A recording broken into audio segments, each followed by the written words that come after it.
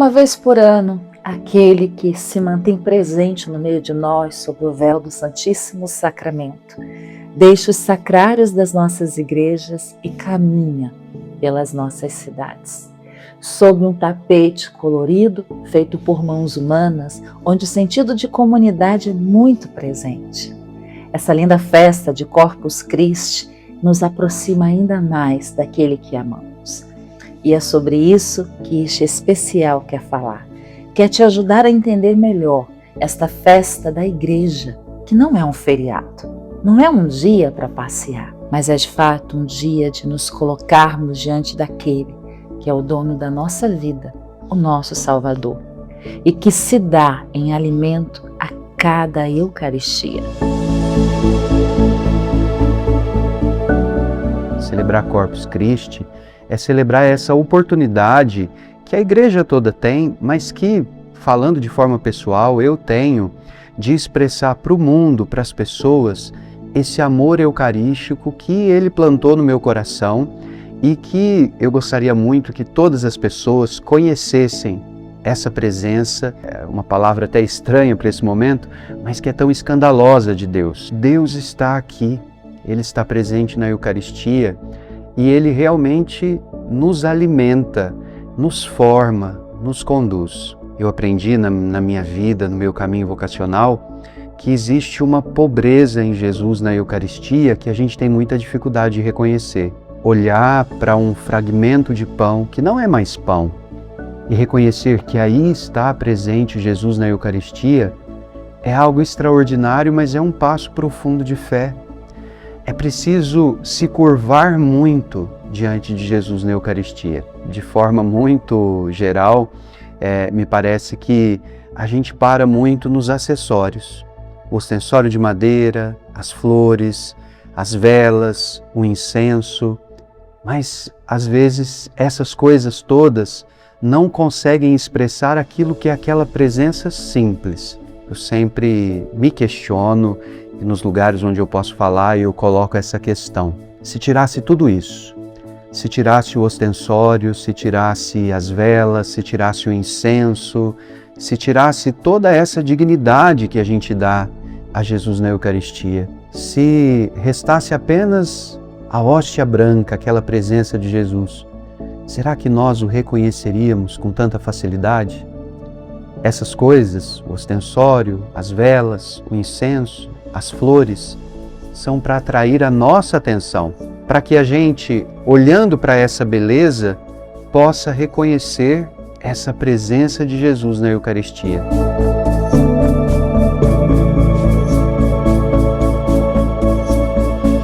Mas é importante dizer, o ostensório, as velas, as flores, o incenso, não são a presença de Jesus. A presença de Jesus é a Eucaristia, aquela hóstia branca, simples, pura, mas que contém em si aquilo que nem o universo todo contém, que é essa presença real do Senhor Jesus.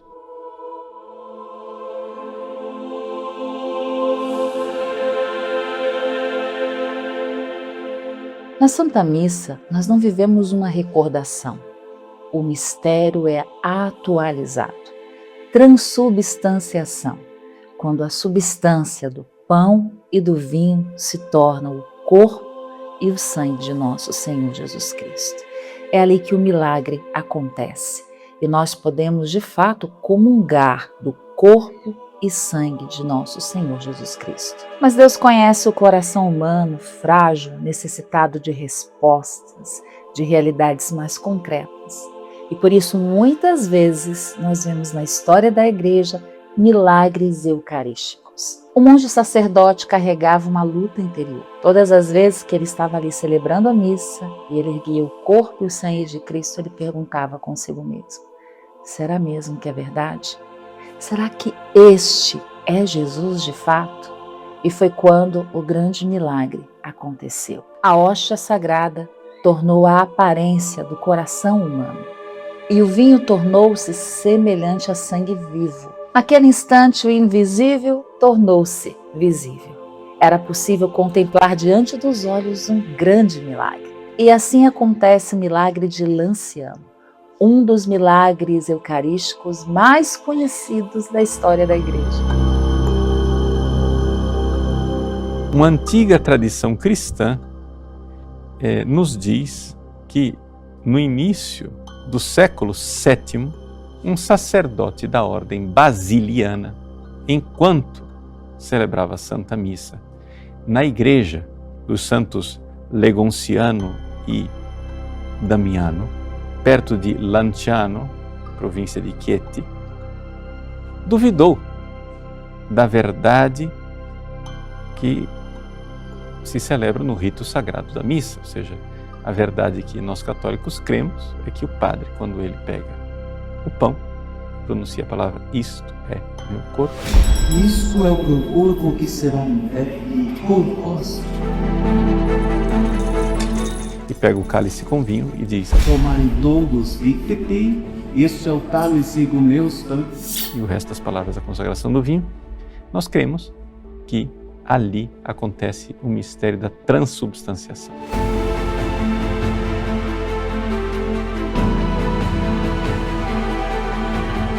E então ele viu, para sua imensa alegria e também para o povo presente, a transformação da hóstia em carne e do vinho em sangue.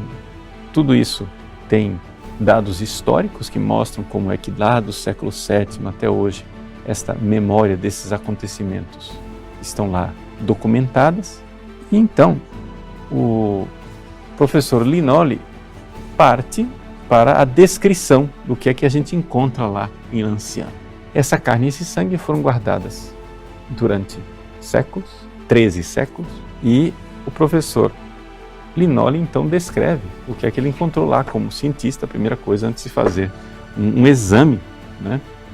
Antes de fazer um estudo, ele descreve o que é que está lá. Então você vê fotos na internet sobre o milagre de Lanciano, mas vamos lá ver como é que o cientista descreve o que está lá. Em 1970, a Igreja Católica permite que a ciência moderna analisasse a relíquia. O veredito veio e o Dr. Eduardo Linoli atestou. A carne que se via era a carne muscular do coração, gente, miocárdio. E o sangue é sangue humano, do tipo AB. Mais de 12 séculos e a carne e o sangue se mantêm intactos. É a ciência atestando aquilo que nós chamamos de milagre. Então, qual é a conclusão que ele tira do antigo sangue e da antiga carne que a tradição nos apresenta como sendo o milagre eucarístico de Lanciano do século VII? Então, quais são os pontos que ele pode resumir? Veja, primeira coisa, que o sangue do milagre eucarístico de Lanciano é verdadeiramente sangue. Quer dizer, mas é óbvio, é óbvio até que analisaram, né? É que hoje a gente sabe que é sangue, mas assim, se achava que era sangue durante séculos, mas agora cientificamente nós sabemos que é sangue. E a carne, ela é carne, mas carne de um tipo especial, ou seja, é claramente carne que pertence ao miocárdio, ou seja, ao tecido do coração. Por quê? Por causa do formato das fibras e das células, como está disposto no miocárdio. É uma coisa única no corpo humano, então claramente e aquilo lá é carne, mas não é carne de qualquer parte do corpo. É carne do coração. Terceira conclusão, pela técnica de Uhlenhuth, que consegue distinguir carne humana de carne animal, se chegou à conclusão de que tanto a carne como o sangue são da espécie humana. É carne e sangue humanos, não é de um animal qualquer. Quarta conclusão, de que a carne e o sangue, ambos, são do tipo AB. E, portanto, aponta para o fato de serem do mesmo indivíduo. O milagre de Lanciano é o coração de Deus batendo fisicamente por nós. É aquilo que vemos de modo invisível na Santa Missa e que atesta de fato a nossa fé. Então, estas evidências racionais me levam a dizer, bom, o Deus que Todo-Poderoso pode realizar o mistério da transubstanciação todos os dias nas minhas mãos, quando eu celebro missa, pode Ele, Deus, fazer para corroborar a fé dos fiéis. Ele pode fazer um milagre do ancião. Ele pode fazer com que aquilo aconteça, que a hóstia se transforme em carne e o vinho se transforme em sangue. E, portanto, ele faz isso para quê? Ele faz isso para que aqueles que têm a fé vacilante creiam.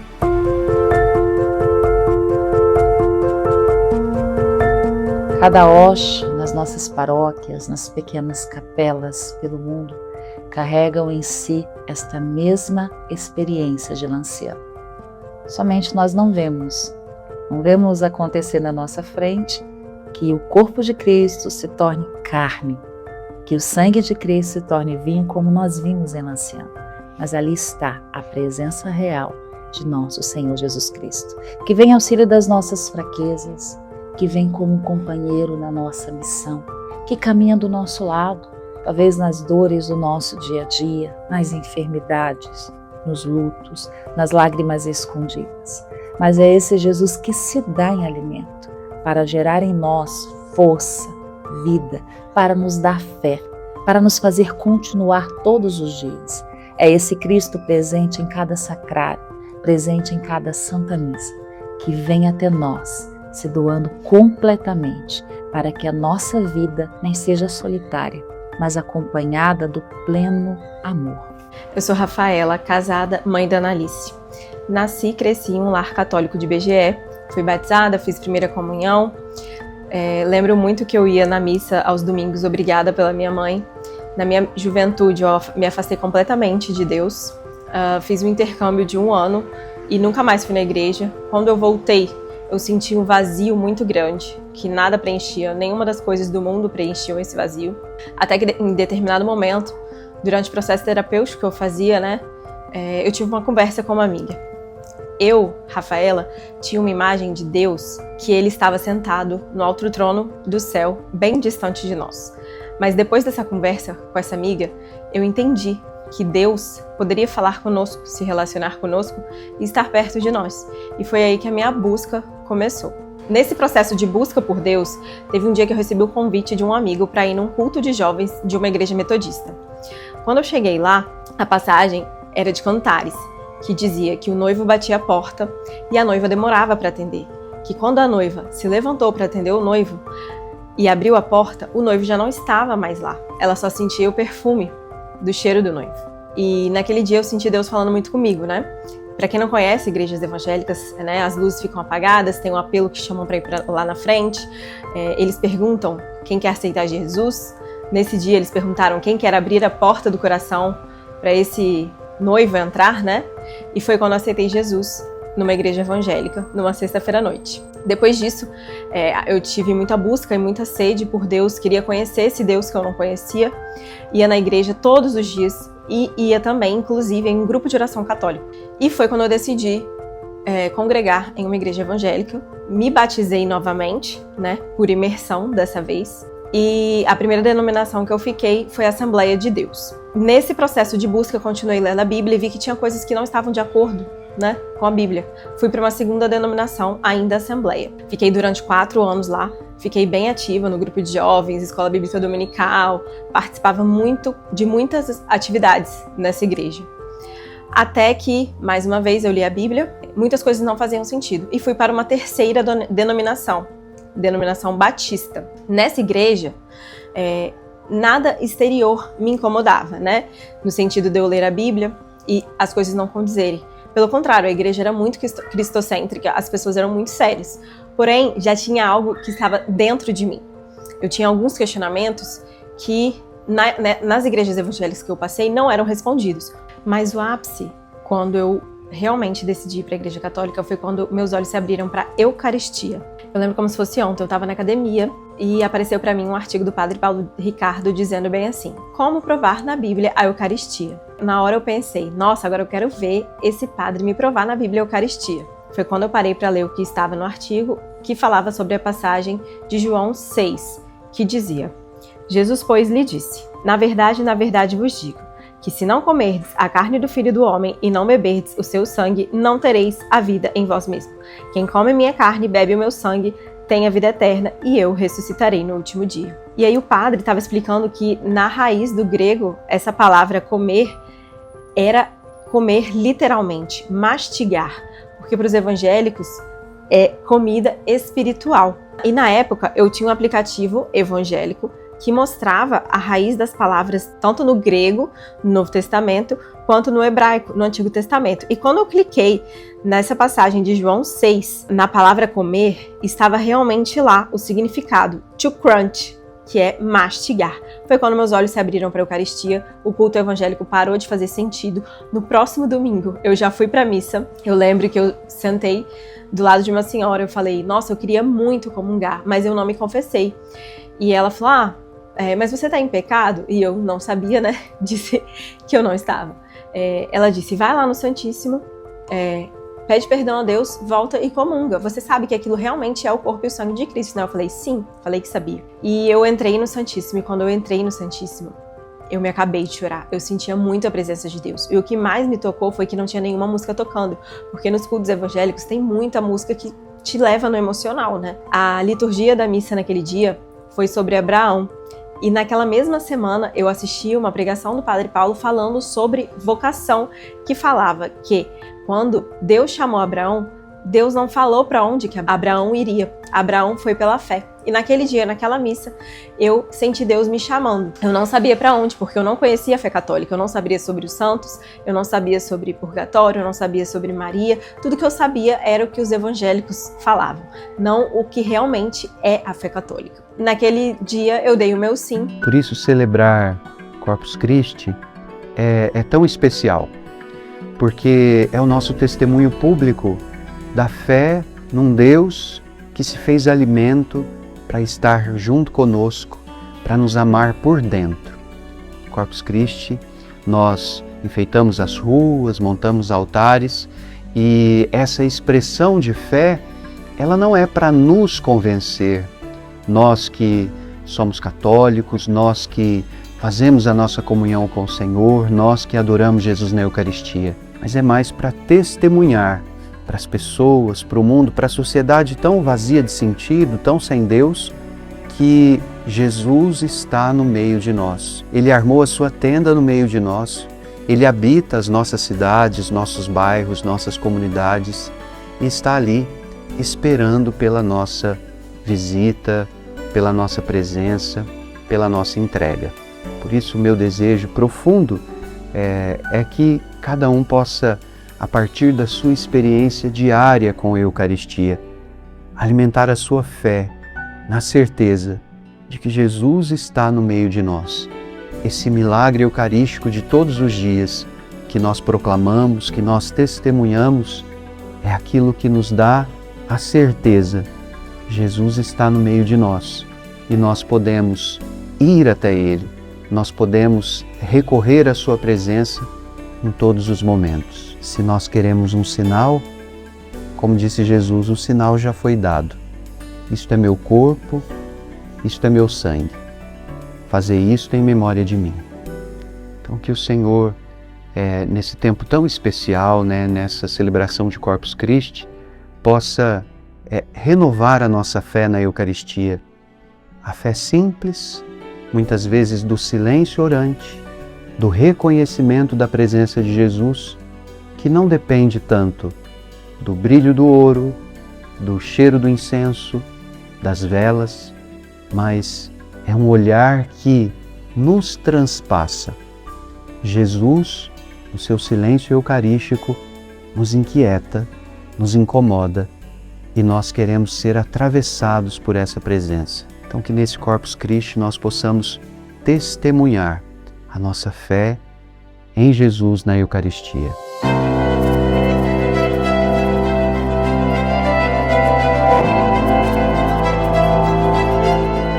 Ao olharmos para os tapetes de Corpus Christi, uma certeza deve permear o nosso coração. Em cada serragem que está ali, cada cor que foi colocada, cada minuto que você esteve ali construindo este tapete, é uma prece, é uma oração. É uma entrega daqueles corações que sabem que o seu coração não bate sozinho, bate no mesmo compasso de Cristo. É a certeza de que os nossos passos nesta procissão estão sendo acompanhados pelo amor. Um amor que veio habitar no meio de nós, um amor presente no mistério, um amor que vem nos santificando, que vem curando as nossas feridas. É esta certeza que nós carregamos no coração, que esta linda festa é a festa do encontro do amor com a humanidade. Feliz festa de Corpus Christi.